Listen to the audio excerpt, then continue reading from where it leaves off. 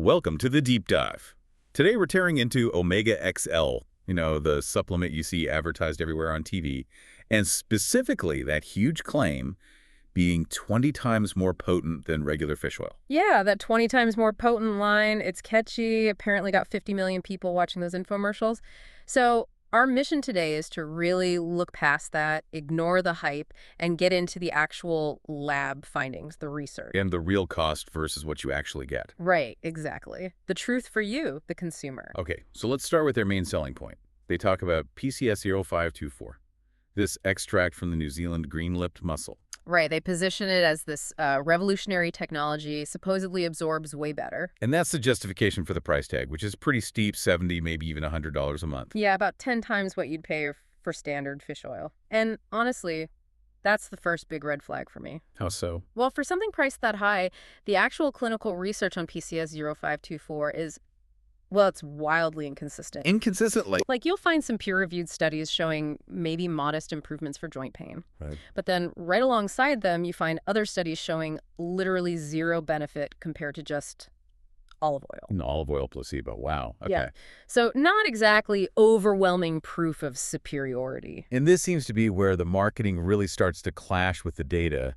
They don't even tell you the exact EPA and DHA amounts, do they? It's hidden. Exactly. It's hidden behind that proprietary blend label.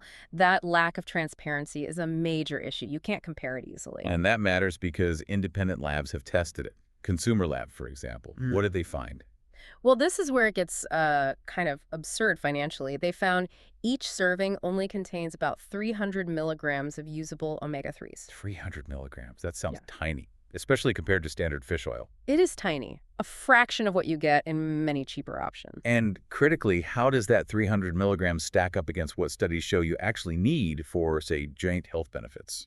Right. If you look at the clinical efficacy studies, the amounts needed for real anti-inflammatory effects, especially for joints, are usually between 1,200 milligrams and 2,400 milligrams per day. Okay, so if you only get 300 milligrams per serving, you need, what, 4 times the recommended dose? You got it. 4 times the dose just to reach the low end of that effective range. Which pushes the cost to over $300 a month. Easily. So you're paying an enormous amount for a potentially ineffective dose based on the science. It's not just about the low dose either, is it? Didn't regulators get involved? They did. Back in 2021, the FDA sent a warning letter to Great Healthworks, the company that makes Omega XL. Why?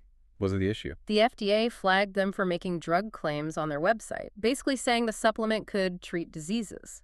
You can't do that with supplements. Nope. The FDA basically said they were marketing an unapproved new drug by making those kinds of claims. Okay, so let's boil this down to the practical side, the cost. Yeah. You're paying maybe $70, maybe $100 for Omega XL. And getting just 300 milligrams of those key omega-3s. Compared to what? What's a standard good quality fish oil cost? You can easily find a quality fish oil, one that clearly lists its EPA and DHA, providing maybe 800 milligrams combined for around $15 a month. $15 versus 70 or more. So Yeah. if you break it down per milligram of actual omega-3. You're paying something like 6 times more per milligram for Omega XL. 6 times. Wow. So the takeaway from this deep dive seems pretty straightforward. Yeah. Forget the hype about exotic mussels. If you want omega-3s for joint health or anti-inflammatory benefits, look for a standard fish oil. Make sure it clearly states the EPA and DHA content. Aim for at least 800 milligrams combined. And doing that could save you, what, around $85 a month? Roughly, yeah. A huge saving for likely getting more of the active ingredients. So bottom line, the evidence just doesn't seem to back up these superior potency claims. And the independent tests show the actual omega-3 content is surprisingly low for the price. It really looks like that premium price is mostly funding that massive advertising budget you see on TV. Definitely something to think about. Yeah, and maybe a final thought for you listening. After hearing this, maybe reflect on how often that premium price tag in the supplement world really guarantees you're getting premium ingredients. And what should you actually look for beyond the ads next time you're buying?